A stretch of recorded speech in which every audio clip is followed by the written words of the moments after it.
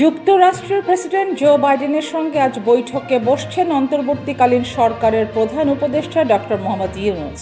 সরকার প্রধান হওয়ার পর প্রথম কোনো দেশের প্রধানের সঙ্গে সরাসরি বৈঠকে বসছেন ডক্টর ইউনূস।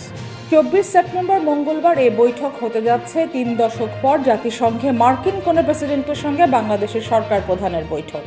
জাতিসংঘের ৭৯তম সাধারণ অধিবেশনে অংশ নেওয়া ডক্টর মোহাম্মদ ইউনূসের দিকে দৃষ্টি রাখছে দেশের জনগণ, কারণ অন্তর্বর্তী সরকারের প্রধান হিসেবে ডক্টর ইউনূসের প্রথম বিদেশ ও জাতিসংঘ সফর এটি। এরই মধ্যে আলোচনায় মার্কিন প্রেসিডেন্ট জো বাইডেনের সঙ্গে ডক্টর ইউনূসের বৈঠকের বিষয়টি। 3 দশক পরে জাতিসংঘের মার্কিন কোনো প্রেসিডেন্টের সঙ্গে বাংলাদেশের কোনো সরকারের প্রধানের বৈঠক হতে যাচ্ছে।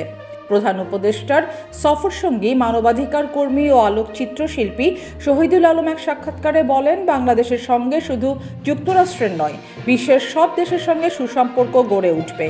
ইউনূস বাইডেন বৈঠক ইস্যুতে তিনি বলেন, বাইডেনের সঙ্গে ডক্টর ইউনূসের আলোচনায় উঠে আসতে পারে বাংলাদেশের সঙ্গে সম্পর্কের বিষয়টি, পাশাপাশি গণমাধ্যমের স্বাধীনতা এবং জলবায়ু পরিবর্তনের বিষয়টিও অগ্রাধিকার পেতে পারে এতে।